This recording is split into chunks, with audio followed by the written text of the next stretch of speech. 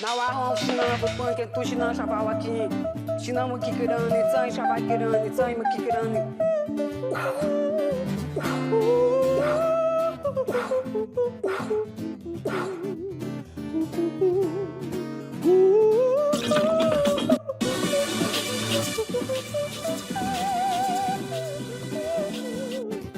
Like a flower or a tree, I'll throw my head back and sing, I sing, I sing, I sing, I sing.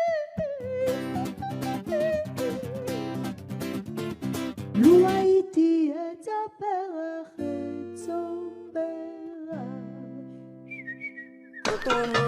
Atuma chayanu na nuka mahua nuri nuka mai nuka waka na nuri no yuyuwa na wa sina bukonge tushina shabawaki shina mukirani tsai shabakirani tsai mukirani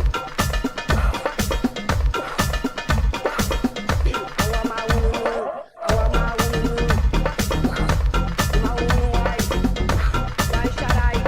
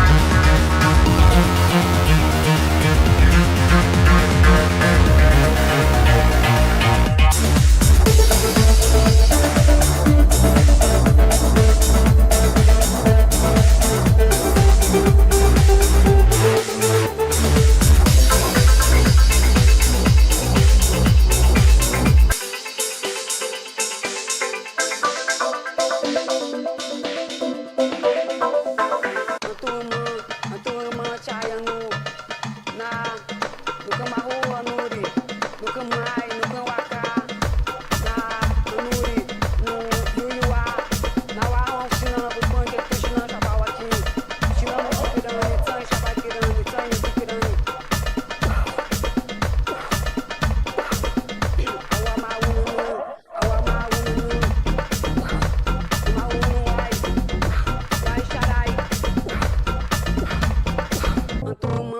Antuma, chayanu, na,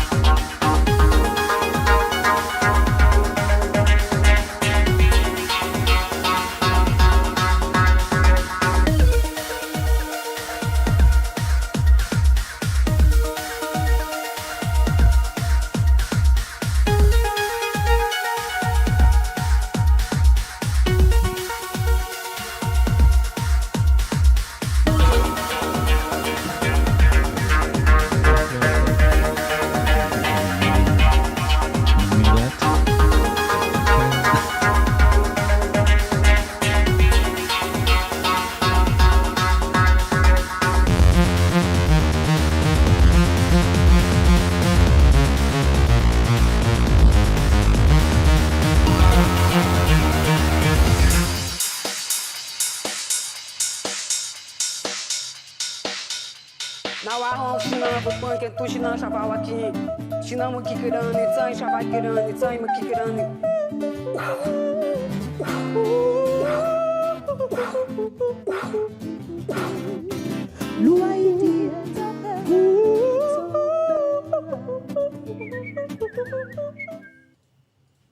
Program that the city made. It is not illegal to yell here. Excuse me, ma'am. You are helped when you are visiting the city. Would you please ask your family to correct it? You have been fired and sued several times. I will now leave your bullshit store. You have been asked very loudly about your family's contracts. You do not live off this salary. Goodbye, with the understanding I ask quietly and it is not illegal to be loud. Wow. Clint's girlfriend really is unhappy. Welcome back, beautiful and amazing human beings. My name is Luke Rudowski here of the bestpoliticalshow.com. As of course, we have a packed house of some really incredible human beings in studio here today that will be framed correctly by Clint in just a little bit as I'm signing off to him being like, let's frame our guest correctly here, as there are a lot of really important things to discuss today, specifically when it comes to all the latest news happening right now between Texas and the federal government, as it looks like there's a major political confrontation that hopefully just stays political. There's a lot of crazy news coming from Canada as well, coming from Kerry Lake as well. We're going to be talking about that, plus so much more, all for the next 2 hours in a very interesting conversation that you guys could, of course, participate in by simply signing up to lookunfiltered.com. And then by doing so, you guys get the ability to call into the show and ask us any questions in about 1 hour and 30 minutes from here. LukeUnfiltered.com. Sign up for it right now. Memberships go as little as $8 a month. And by signing up, you get a lot of different perks, a lot of different ways to be a part of this independent media organization. And seeing your guys' faces and getting asked random questions is pretty awesome. And it's pretty cool. Take advantage of this perk. Sign up right now on LukeUnfiltered.com, as of course we also will be reading any and all super chats. And one of the best ways to do that is through, of course, mysuperchat.com, a service that only takes a 3% service charge. YouTube takes frickin' 30%.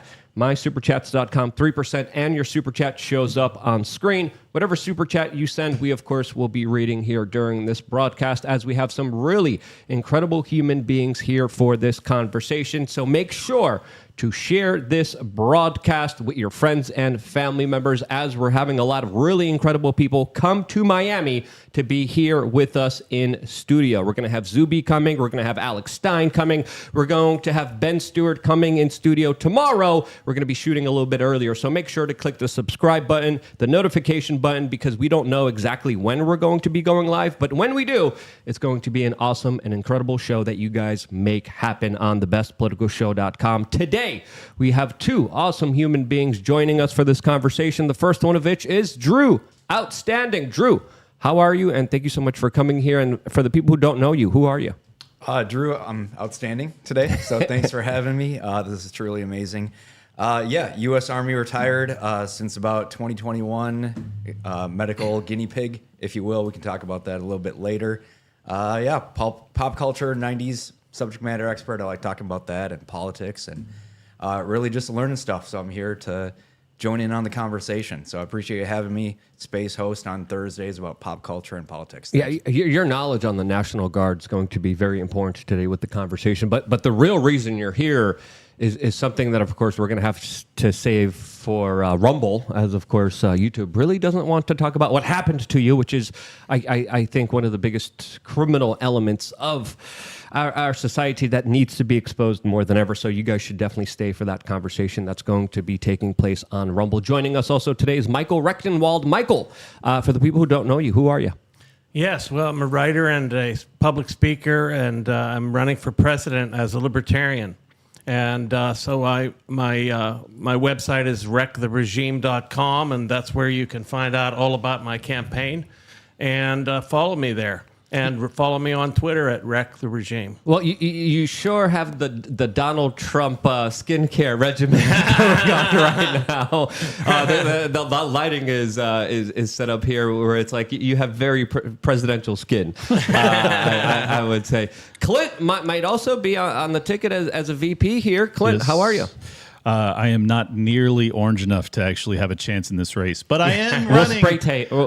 We could do a spray tan. right. We'll take care of it. I'm down. Right after we tase me, we can spray tan me, whatever. Clint Russell, host of Liberty Lockdown. Yes, I am running for the VP slot under the LP. But most importantly, I am the host of Liberty Lockdown as well as the co-host of Tower Gang and the best political show. Just want to remind you guys, make sure that you support this show. We are doing independent work here. This is grassroots. We only function because of you. So please do support us. And we got Steph in the building on the buttons.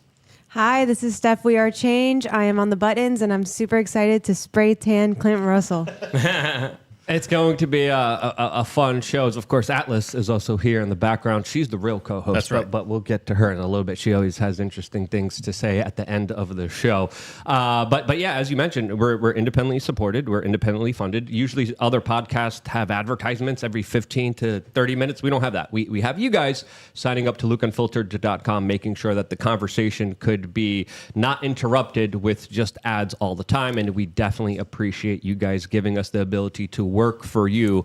And bottom up, trust me, the things we've been doing in order to make this podcast happen. We've been doing this for about 2 months now. We've been having a lot of success, a lot of views, and you guys make that possible. So deep down, thank you so much for working with us and making this show a possibility. As of course, the news never stops, and it seems like almost every day something just crazier after more insanity after more just crazy stuff keeps happening. As today we have the news of the Texas National Guard doubling down and implementing more barbed wire on the border in Texas. Here's the video that of course a lot of people are sharing, showing specifically the National Guard arriving at the borders. Tim Pool responded to this by saying heroes, as it looks like there's a political standoff happening right now between the state government of Texas and the federal government, as there is a full-on confrontation happening right now with Greg Abbott, the governor of Texas, officially releasing a letter right now saying that Joe Biden has, quote, violated his oath of office and is allowing an invasion of this country. Now, of course, the federal government is not happy here. Democrats in Congress are calling for Biden to seize control of the Texas National Guard. This is getting crazy. It's escalating very quickly. How do you guys see this kind of unfolding from here? Because a lot of people are automatically saying, hey, this is very dangerous territory, and it could spiral out of control at any moment and any time. What do you guys make of what's happening now? Well, this is great. I mean, this is what we need is a movement towards secessionism, towards localization and control. So the closer the state is to the local government, the closer it is to private property. So this is actually a real boon, what's happening right now. This is a great development, and we really want to see the Texas National Guard stand their ground.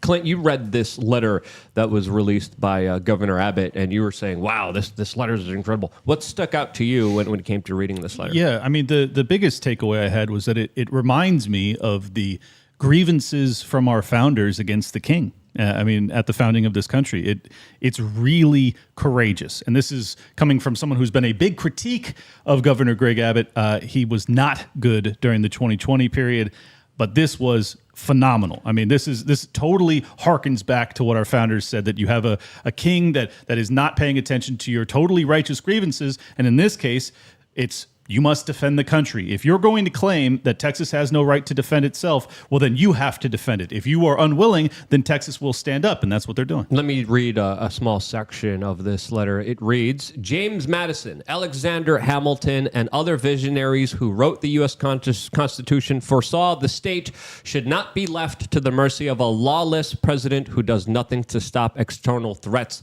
like cartels smuggling millions of illegal immigrants across the border. Very strongly worded letters that Republicans are known for. They're great at writing these letters. They're not that good at usually matching it with action, but now we do have the action. We do have the National Guard showing up. We do have them setting up the barbed wire fence that the Supreme Court told them specifically not to set up on the border. And they're saying, no, we're just not going to do it, as now even the governor of Oklahoma just issued a statement on X saying specifically, Oklahoma stands with Texas. Again, showing a clear division between the federal government and the state government. Drew, you were a part of the National Guard here. Do you think Congress could seize the National Guard of Texas? Do you think that's even possible? Because the Texas National Guard, they're a formidable force. There's a lot of people in the Texas National Guard. When I read this, I said, this is bold and this is great. But like you said, strongly worded letter. We got to see what the leaders actually do after this is written. Because, was it written by him? Did the heart and the mind come from writing these bullet points? Of course, there's going to be people that help with the formatting and the legalese. But the heart of these letters have to be from him and what he's going to do. It can't just be letters on the paper. But, yeah, the way I see it, and related to the Constitution, the states and the federal government, it should be a tug of war. No one side should be holding all the power. And yeah, Texas is incredibly large. I was in the Minnesota National Guard for most of my career, active duty as well, Army, and I spent a little bit of time in the Texas National Guard, and it is unlike itself. Like they say, everything bigger in Texas. National Guard is similar. Texas and Minnesota are both some of the top National Guards in the country. They get called up a lot for deployments, and meaning they probably have the most well-trained soldiers out there. So we'll see what happens. I'm following this very much, very closely, because it will mean a lot in this election year and what goes forward in the next 4 years to follow. Would the Minnesota National Guard have rejected these orders from the feds, do you think? I don't know if I could say to that. I know that when I got called up, I was activated for the 2020. They called it civil unrest. It was the George Floyd, riots. That's exactly what it was. They're burning down advanced auto parts, minority-owned, buildings. All these things were getting destroyed in 2020 for that, whatever it was, 7 days of just. I got activated for it, and I actually just came off of a deployment.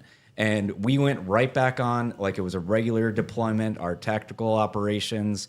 We couldn't do a lot because we did a lot of task force stuff. A lot of things had to be worked through the city of Minneapolis, PD, state troopers, governor. But yeah, it was Mayor Jacob Fry, Governor Tim Walz at the time. So it was like our guys were ready. They're like, how can we help? Put us in. I was in Black Hawk unit.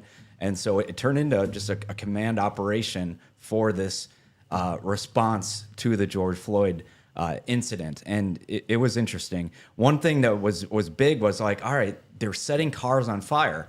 And in our Black Hawk unit, we're trained to put out wildfires. So one of the guys was like, let's pick up water from the lake. We do this training, bring it in the Black Hawk and dump it out on that car that they just set on fire. So there might be some interesting and innovative things that come out of this. So I'm looking forward to that. Michael, if hypothetically you were president of the United States right now, how would you handle this situation? Well, first of all, I wouldn't have us in this situation. But I would say this, I would not try to overwrite the will of the Texas governor and the people of Texas and the Guard. I think they should act autonomously as possible.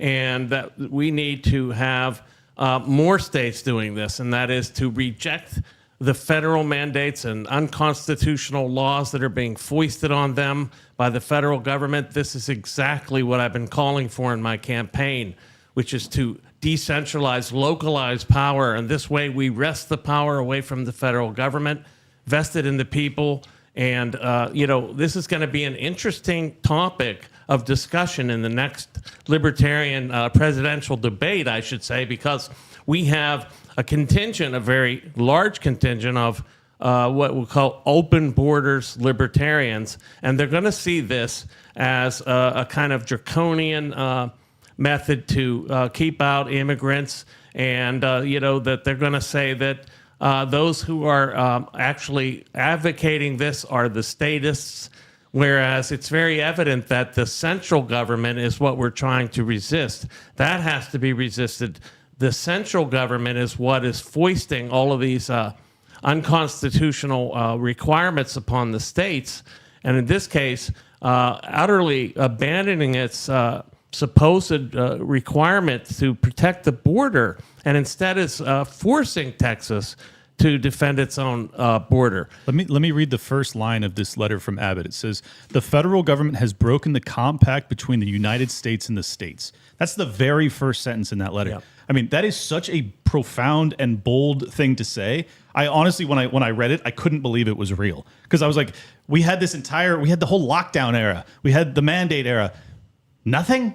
But now finally you find your spine. I'm grateful that it finally happened. It's just like it's just hard to believe that that same guy that was willing to allow the feds to have the incursion into all of our civil liberties in that era, now all of a sudden has a spine. It's weird. The war is on his border now. It's come to his his constituents, his doorstep. Where COVID is big thing and everything. And there's a lot of money moving around and stuff like that. Now it's people's houses. People coming on people's property, and people are probably getting sick of it and coming in and saying, "Hey, when are you going to do something, or get out of here, get out of office, go do something else? We need somebody who's going to take action and actually do something." And if you're going to write letters like this, and one of these bullet points, President Biden has instructed his agencies to ignore federal statutes that mandate the detention of illegal immigrants. Like these are real things, and I really want to see action happen from this. When we come down to this, the question I would ask those who say, look, this is an imposition on these immigrants that's keeping them out of the country, and they should have freedom to go wherever they want. Let me ask you something. Do you believe it is correct or right to put barbed wire around your own property? If that's the case, the question is not about barbed wire. The question is about property. And so what we're dealing with here is an incursion against property rights. That's what needs to be defended. And, so-called public property is not really even at stake. As Drew mentioned, this is private property that's being invaded. But even if it were so-called public property, that still belongs to the residents of Texas. Those people have paid for that property. It is theirs by right. Although the state has control of it, we need to allow these people to exert the control that they would have over their own property. I think I totally agree with that assessment, and ultimately, I think that the best libertarian answer would be to obviously sell off the public property to make it private, so that then the property owner could actually dictate who they want to let through and whatnot. But we also I can't believe that we're to this point where we're even debating whether or not we should stop 5-10 million people coming across the border undocumented annually, and we're still in this philosophical realm. It's like this is really existential. Like if you value the American culture, if you value people that appreciate property rights, for instance, well, then you have to have some sort of capacity to defend not just those property lines, but also the ideological lines. And we are already rapidly producing these Marxists that don't value property rights out of college. You're an academic, you know this better than anybody. But now you also have people that are coming from other nations that have different cultures. And some of them certainly share our values. Many of them do not. And I think that there's no accident that this is where we're headed. And if you actually look at the UN plans, you can prove that out. And that's where I want to know more about libertarian type things, because I'm leaning more and more. I think I have a record for voting. Every time I vote, the opposite person goes into office. I voted for McCain. Well, then you should vote for me, because Romney, and then Gary Johnson, and that didn't work out. And then Trump, and then that didn't work out. So yeah, I'm really looking more towards like where the Constitution lies with libertarians. Are they across the board? What happens with property rights, and when this stuff really happens? Because technology is a thing now. Like you said, people are flying in to South American countries and coming up. It's now no longer just you think of just Mexicans coming in through the border. It's no longer that anymore. You can jump on planes and ditch IDs, and now you're inside Texas. And then like Arizona, back at AmFest, where a few people were here that I met them, and then Ashley St. Clair sees people go through this. And check out her story, Ashley St. Clair, and just monitoring this, jumping on these airlines and going all throughout the country. And then when Without identification. yeah. What does she call it? Or the not no name given or something like that? Yeah, they gave them a special exemption that, you have to go through TSA. You have to have the national ID. You have to, of course, be federally registered with the state with this new biometric identification system that we've been warning you is coming that, of course, centralizes more data and control over everybody. But I think you do have to address the kind of welfare state because the Democrats are saying, come on over. We're going to give you everyone's piece of labor. We're going to give you everyone's money here. And then the people who are working their butts off here and are finding it more and more difficult to make ends meet are like, hey, why am I footing this bill? How are we paying for this? So I think unless we address the welfare state, we should prioritize that when it comes to this kind of immigration debate absolutely. as well. The Office of Refugee Relocation has spent over the last 2 years $20 billion handed out to these immigrants in order for them to so-called buy homes and automobiles. This is the kind of money that's being thrown at this. And so it's ridiculous to even talk about the question of whether they have a right to come in here whenever they're being handed out all this money in order to do so. So yeah, the welfare state has to be addressed first. And that has to end immediately. Drew, to answer your question about like what the libertarian response to this would be, there's many camps within libertarianism. We're not a monolith, but my prescription for this would be a sponsorship program for immigrants. So if they're going to come across, they receive no welfare benefits. If I want to welcome them onto my property, that's my choice. However, I'm then financially responsible for their well-being, and that would encourage people to only bring those across that are going to be productive. I think that's a reasonable solution to the immigration crisis that we're dealing with. Our legal immigration system is a catastrophe. It takes years. You have very, very impressive people that we should definitely want to become Americans. They're kept out. But on the inverse of that, you have 5, 6, 10 million that are coming across that, who knows what percentage of that are here for the right reasons versus those that aren't. And we have to solve that if we're going to maintain this as a country at all, to be honest. Yeah, you guys talked about it last night. And it's like nonprofits too that are getting money from NGOs, getting money from the government to give out at their own discretion. That's correct. To these individuals. And then also getting benefits and then adding to the census as well. Right. So one person can have a major effect on the country, deteriorating it, and then also pushing an agenda the way they want to be nudged by certain parties of people. There's a lot of things going on. One of the things is the Democratic Party is buying votes. It's trying to ingratiate itself to all these people in order to have a ready-made constituency that would be behind it at all times. And then there are these NGOs. They're getting federal money, but also there's other money coming from outside of the United States that's funding these NGOs who are basically putting these people up to this task, making it possible for them to make this invasion across the border.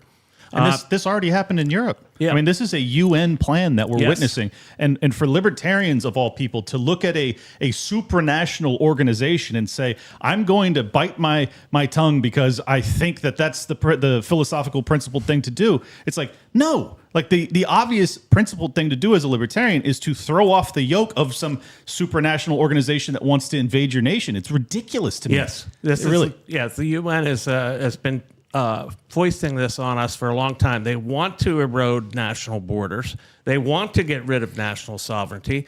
They want a globalist agenda. And part of the globalist agenda is this immigration. They've been spouting this since the 1950s. This has been going on. So decades of this. To go back to the libertarian principle, my principle, and it's very much in line with Clint's, which is why I think he should be running with me.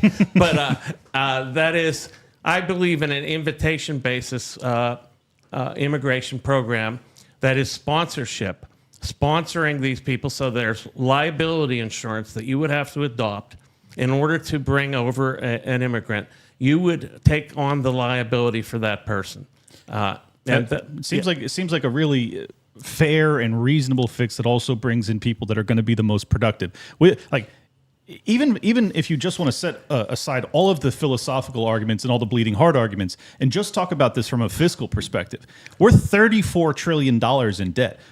Our interest on our national debt is already going to exceed to the tune of 40 or 50% above what we spend on national defense. Our national defense is the aggregate of the 10 largest militaries on earth aside from our own. We're talking astronomical sums of money, and we're just going to bring in people by the millions and take care of them, house them, clothe them. And just to circle back real quick to the property rights argument. You're right, Luke. It's actually a double property rights violation because you're being robbed to pay for these people, but then you're also not defending the property of the people that own it in Texas. So it is egregious on top of egregious. I think Clint just wants a Venezuelan girlfriend that you could ship over here and then support. You got to be responsible for her, Clint. I got some super chats I want you to read, but I think the mind of the kind of NPC statist, whenever you guys bring up property rights, automatically is going to go to a kind of thought process of like, what if the cartel buys off this property and they're able to allow all these people in here? How would you guys answer that question? And let me just read off some of the super chats before we get to you guys and your responses to that. We have one here by Lane Boy on mysuperchats.com saying, just wanted to remind everyone to vote for Michael on freeandequal.org to see him at the Free and Equal debate in February. I want to see him debate RFK. I didn't know that was going on. Yeah, That'd be awesome. Yeah. We got another one by Steve-O, who didn't really say anything, just gave us $10. Thank you, Steve-O. Really appreciate that. We have another one here from I'm Not Your Buddy Guy saying, did you catch James O'Keefe's latest video? He literally left this house this morning. We've been busy working. He was on the show yesterday, and no, I didn't. It's a long video, so I apologize for that. Sean Ryder says, look up Battle of Athens, 1946. Yep. I don't know if that has what that reference is, but Battle of Athens. I won't do it justice, so I'll just leave it at this. There was a states' rights issue where it got really out of hand, but in an awesome way. People should check out.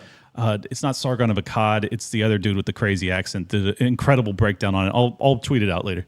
Those British and their accents, they have such an unfair advantage on us. I like those super chats where they don't say anything. A lot of people are talking about, Eric July talks about this. It's like the Old West, coming in, throwing money on the table, and walking out. Yeah. We appreciate all your support. We got another one here from another Steve-O saying, love you all. Please outline how we can best stand up for ourselves. What book should the regular folk read to prepare and understand? That's another question that we could get into a little bit later. But how would you guys kind of answer this private property, states' rights question that a lot of people would ask?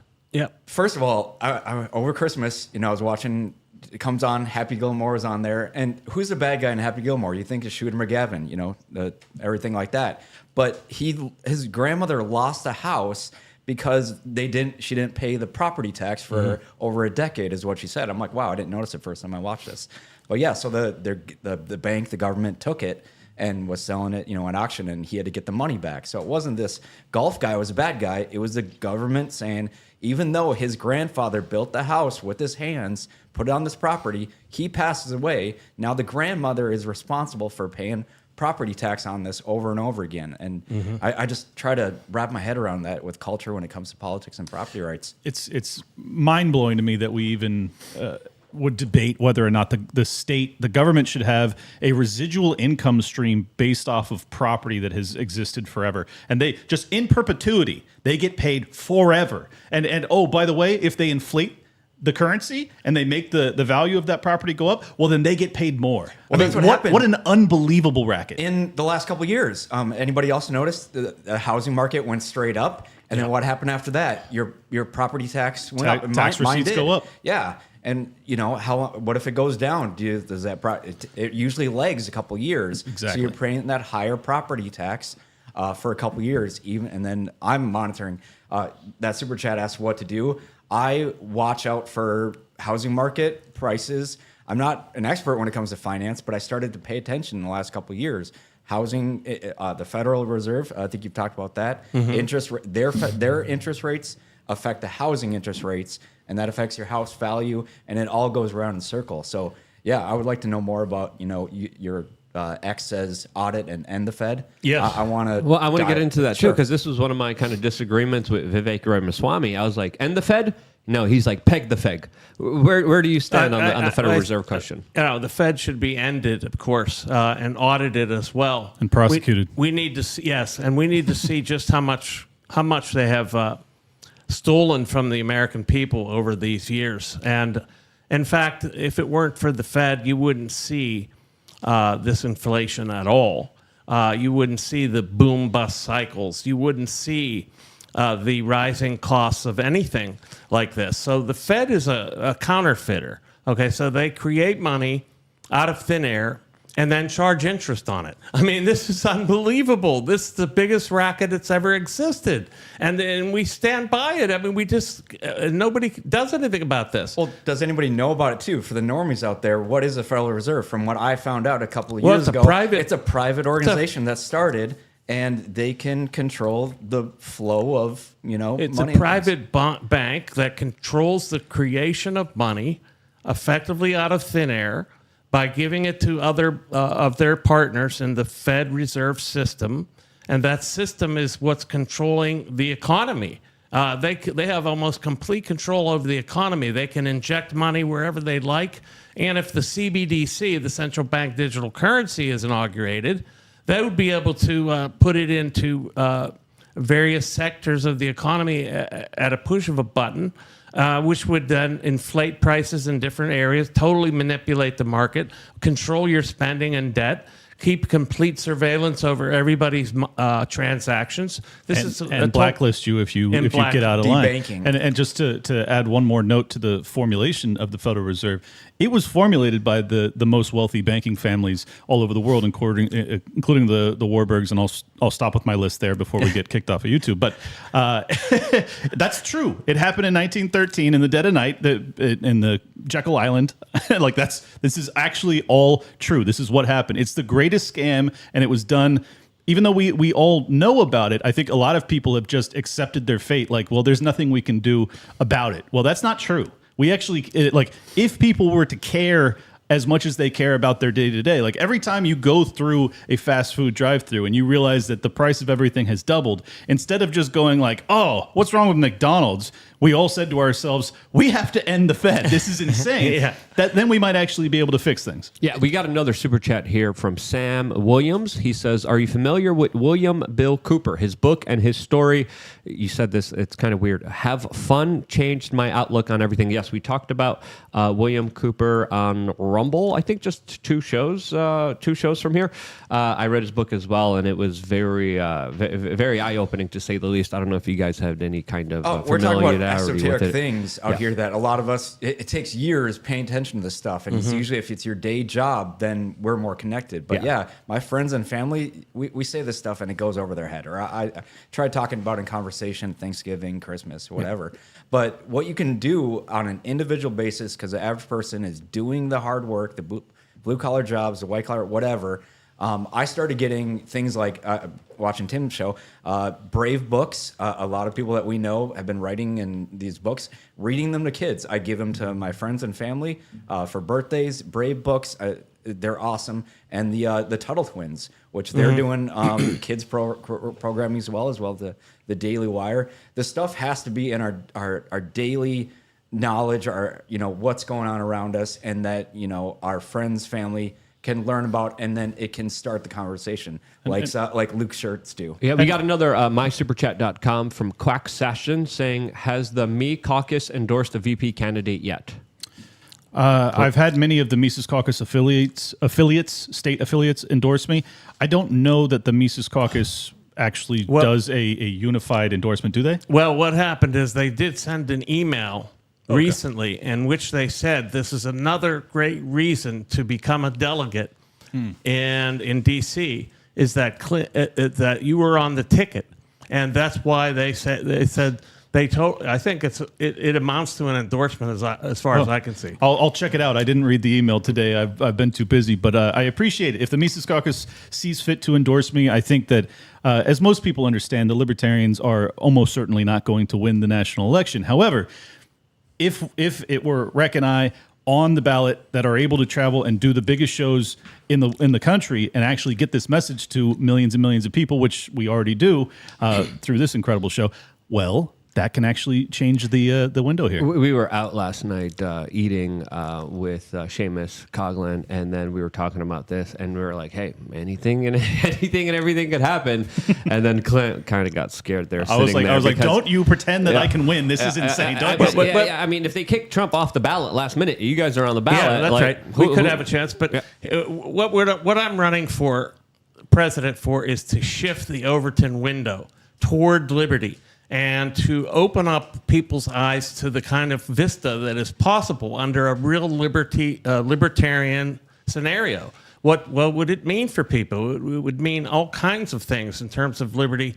First of all, we would be able to get rid of the Fed. That would be huge. We'd get rid of the military-industrial complex basically raping us on a regular basis and funding all these proxy wars at this point, and actually now engaged in another war in Iraq. We're bombing Iraq as we speak. All of this is... and Yemen. And Yemen, of course. And all this is on the table. So we're the only principled party that has principles about every issue, and we approach it from that standpoint, not from some political headwind that we may catch by virtue of that, but rather on a principled basis. Yeah. And hopefully we actually do have an election. As of course a lot of people are saying things could get so out of hand, things could get so crazy that there's a possibility that there won't even be an opportunity for people to vote. Now, what's going to happen? I don't have a crystal ball. I can't tell the future, but the situation in Texas is absolutely concerning, especially with some of the kind of framework that the Democrats are laying down right now. As of course, their response to what's happening in Texas is very interesting, as we have reporting from Yahoo News, the El Paso Matters, and the Texas Tribune that are responding to the Democrats' response to all of this, as the White House released a statement saying that specifically Governor Abbott's political stunts are, quote, cruel, inhumane, and dangerous. U.S. Border Patrol must have access to the border to enforce our laws. The Texas Democratic Party chair, Gilberto Hans-Oja, said the only thing stopping Greg Abbott from ordering law enforcement to shoot migrant women and children are murder charges. Those are very hyperbolic statements, to say the least here, as U.S. Congresswoman Veronica Escobar says, quote, I can't believe I have to say murdering people is unacceptable. Again, there's no murder here. There's people enforcing their borders. There's people standing up for their country. The people who are leading to a lot of this tremendous human suffering are the people saying, come on over, we'll give you guys everything. Come on over, just walk on in illegally. Humanitarian crisis. Exactly. It's this unbelievable humanitarian crisis. Look where people are actually being housed, so-called, in New York City, in a school, in a gym, in a school, on the streets, all over the place. They're doing it in Chicago too. I mean, it's unbelievable. And you know, I covered the situation all over the world, specifically in Europe with their border crisis, specifically even in Mexico. And I talked to a lot of these, refugees, as some people call them, and as the media calls them. And a lot of them are baited in. They're told through advertisements. They're told in their communities, come to Europe, come to the United States. They're going to give you everything. Everything's free. Everything's wonderful. You're going to have an incredible life here. And then they have to, of course, go through human trafficking. They have to be smuggled. The stories that happen to children and women that I personally heard from my own personal experiences were horrifying. I mean, I was at the Calais refugee center in France. And there was full-on tribe-on-tribe warfare between different ethnic groups and different people from different countries that just hated each other and wanted to fight each other. And truly, if you're looking for someone to blame for the pain and suffering and the human trafficking and the huge, tremendous life loss that actually does happen when people cross the borders illegally, it's the people telling them to come in. It's the NGOs trying to engineer this larger trafficking operation, because there's many things here that are important to kind of evaluate here, as Wall Street Silver on Twitter makes a very interesting point talking about this confrontation, as he states that Texas has a ton of public support from actually Democrats and Republicans who are openly defying Joe Biden and the U.S. Supreme Court. Now, if Joe Biden does nothing here, he says he looks weak. And if he actually does do anything here, which includes sending in the FBI or sending in more federal agents, he looks like he's trying to open the border and assist an illegal invasion of this country during an election year.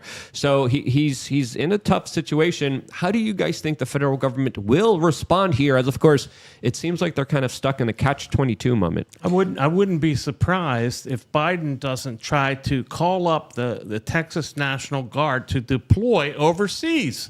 They did this to New Jersey. Recently, New Jersey was deployed. The National Guard, I think 1,500, were called to deploy to the Middle East. So that wouldn't surprise me whatsoever if Biden pulled this kind of a stunt. People need to Google the Defend the Guard Act and get that passed. There are many states that have already done so that are attempting to make it so that Joe Biden could not do that legally. So people should check that out. Yeah, keep that in mind. That is a possibility. Between the president and the governor, they kind of figure something out through the National Guard. You sign the oath. When you're in the National Guard, you're under the governor and the president. Right. So both those things can be activated, and you get those orders, and you got to do whatever, whether you're going to the border or somewhere in Texas, or you're going to the Middle East, or what have you. And it's a possibility. There's a lot of paperwork, weird loopholes they can do. There's a lot of stuff. The thing to keep in mind is these soldiers out there. It's your brothers, your sisters, your coworkers, because the Guard is most of them are they're normal jobs, and they're getting activated for whatever it is, a week, 28 days, even longer. And they're going there, and they might see their friends there. That's the way it was. A lot of us got called up, like I said, during 2020, civil unrest. I call it. It was a riot, and it was college kids that were in college in the Guard, because you get the most money for college. It's the way some people do it. Especially both in Minnesota and Texas, offer a lot of educational money for it. And then they go to Minneapolis, and they're seeing their high school friends in the riots and stuff. So keep in mind, support these people, these soldiers that are in Texas. They're getting activated. They're going out and doing stuff they might not want to do, and getting yelled at, getting things thrown on them. Who knows what can happen? And it's only going to probably escalate throughout this year. Don't count on it going away anytime soon. I would also encourage any of the federal agents that are sent in by the FBI or from the Biden administration, consider whether or not you want to carry out those orders. I mean, seriously, like, do you want to actually come to blows with your brothers? It's insane. It's insane. In particular, Luke was bringing up what a tough position the Biden administration is in. Look, they're in this position of their own accord. This is their policy coming home to roost. They allowed millions of people to come across undocumented year after year, and the Texans finally said enough.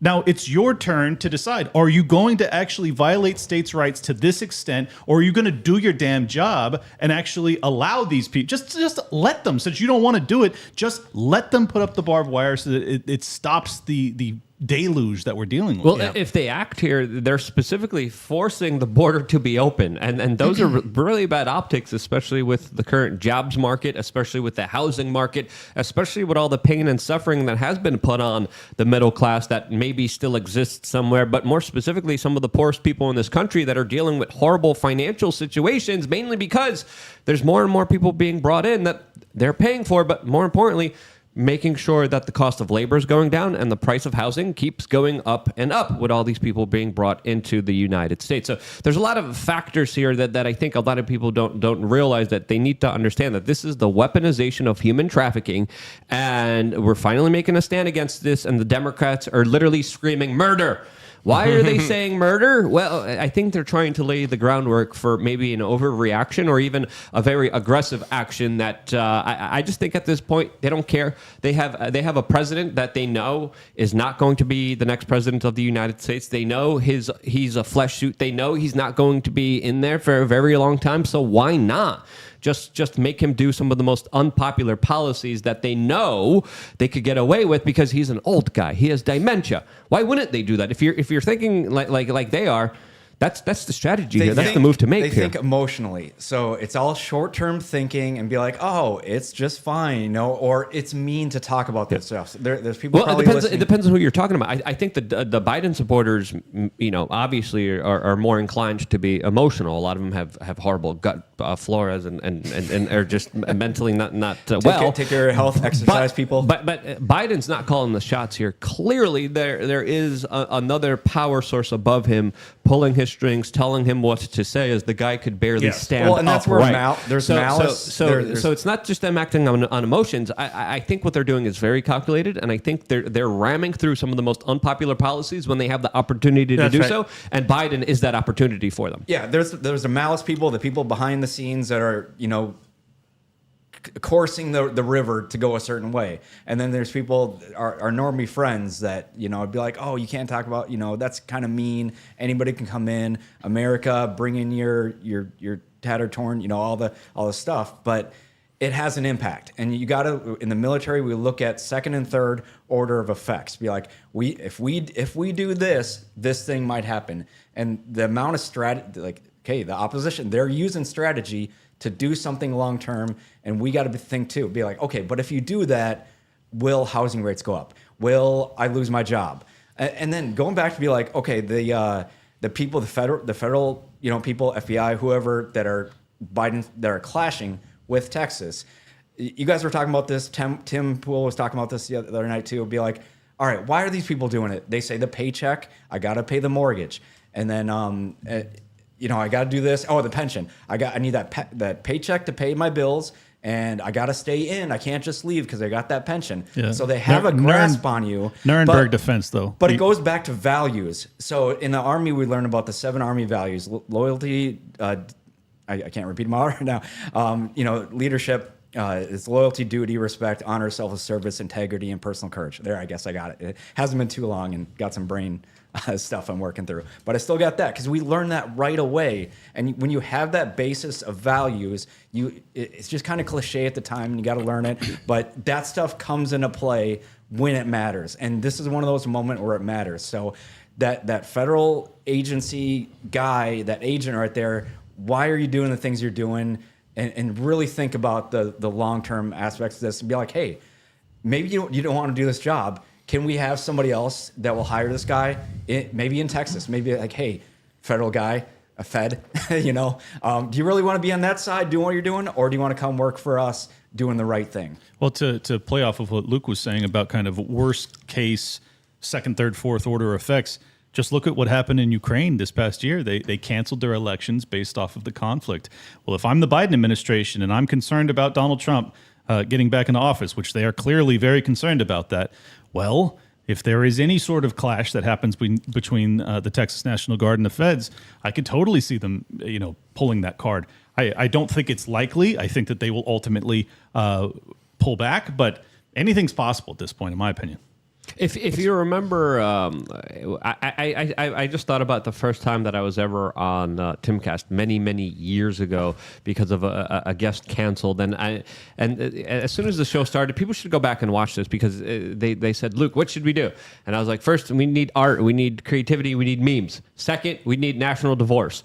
And you know, a lot of people were like, you're crazy, you're insane. And I'm like, the trajectory that we are on is a very dangerous one. It's a very bad one. And unless we peacefully decide to kind of separate from each other, I do not see any other conclusion but a clash happening here, as now Newsweek is even specifically reporting that Texas's plan to succeed from the U.S. government is gaining momentum. Now, a lot of people have been talking about this. A lot of people are in favor of this. A lot of people are saying, no, don't do this, because then the federal government will have full democratic control over everyone else. But some people are saying, hey, let Texas be a free state. They have enough National Guard troops. They have a way of sustaining themselves. They're off from the national energy grid, even though they're implementing green energy policies that are absolutely bewildering and stupid. Where do you guys stand on this important issue? Should Texas succeed, or should it stay with the Union? It should succeed. There's no question about it. It should withdraw its support, and being off the energy grid. And you know, people say, well, they couldn't even supply their energy during a winter storm. That's because they actually had to implement the Fed's energy policies and shut down drilling and move towards renewables and all of this. This is why they were unable to sustain themselves through that. If they could get away from these federal laws and mandates and the policies that are moving towards renewables and start drilling, drill baby drill, frankly, then they could have independence and they wouldn't need the United States of America per se. They could be an independent state, and if that happens, you're going to see other states move in that direction. You're becoming more and more like Donald Trump now. And we just asked my tan is real though. Yeah. We just asked the people in our comment section: should Texas secede? Yes or no? I think Stephanie has something to say. I have a question. I'm just curious to know what are the implications of Texas seceding from the union for the other states.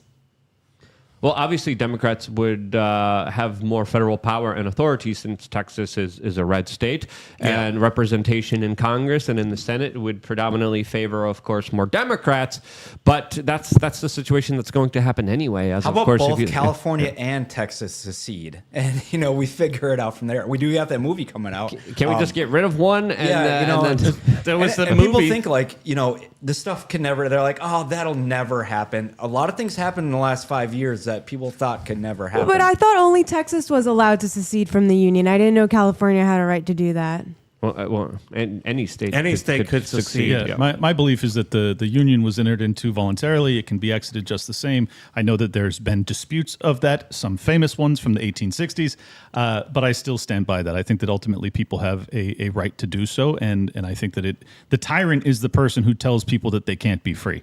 And the Biden administration is behaving in that fashion. It's quite clear. They do not want to uphold their end of the bargain, just as Greg Abbott said. And Greg Abbott is saying it with his chest, and God bless him. What would happen? What do you guys think would be the reaction by the federal government, or would the federal government allow it since they kind of get a win here themselves? Well, they saw some predictive programming that's coming down the pike with this film.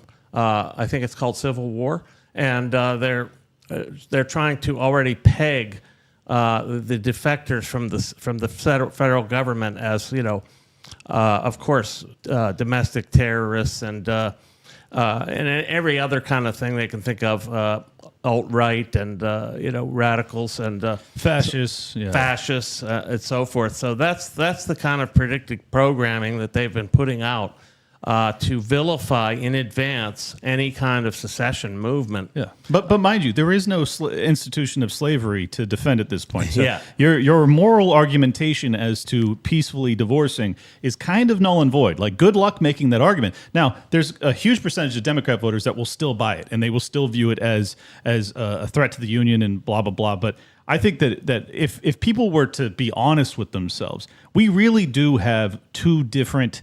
Like, we're watching two totally different movies. We have totally different perspectives on the future that we want. You have half of this nation that wants to focus obsessively on anthropogenic climate change. They want to focus obsessively on sexual progressive ideology and things like that. And then you have a huge percentage of the country that has no interest in either of those things. They want to get inflation down. They want to end the wars. They want to bring their troops home. They want to make sure that their kids are safe and well educated. Like, this divide, I think that it's a chasm at this point. I don't know how we ameliorate it without just walking away peacefully. It is a divide because there's so much going on, and it's never going to be like, all right, we declare that we're going to be seceded now. No, it happens a little bit and then all at once. So it's good to listen to these shows like this where you can pick out kind of what's happening as it's happening. Because like the Civil War, the Revolutionary War, it wasn't all in a day or a week, or nowadays even Ukraine and Russia. It's the stuff that little bit over time, and then it's a huge wave. And then people are like, what happened? Same with 2020, 2021. Well, just look at the USSR too. I mean, 1985, no one thought that it was going to fall. World War II. People didn't think the U.S. was going into World War II. We're like, we're a new baby country. We're not going to jump in with all this until it was the Pearl Harbor, and it'd be like, and I think it was Churchill said, be like, the United States is a boiler maker. You know, something happens like that, and then we go to work, and that's how it panned out. And maybe that led to a lot of stuff of where we're at. We now have today. some super chats before we're going to move over to Rumble, and then Drew finally gets to share his story I've been with waiting. us. I've been holding it in. We got one from Nikki Nada saying, nothing matters except Bitcoin. Bad decisions are cheap. Make them expensive. Between you and me, I can't to send a message on X to show you P2P super chat option. Email us at steph@wearechange.org. Is that an email? Steph like, That's it. yeah, Steph, STEF. Steph's like, No. PH. Oh, okay. Steph's My like bad. more How dare emails, you. more stuff to do. I would say that my campaign has been promoting parallel currencies for quite a while, since the beginning. So the idea is that, yeah, the Fed has this monopoly over money, but parallel alternate currencies are the way to erode the Fed's monopoly over money. Short of actually getting rid of the Fed, we can actually erode its power from the ground up. By using and extolling the value of and promoting parallel currencies like Bitcoin, like gold sheafs, and so forth. And I'm not going to adjudicate between these various currencies. I really think it's up to the network of people that use them whether they accept this as a currency. And so we need to get rid of the legal tender laws. This thing with Texas is a great opportunity because.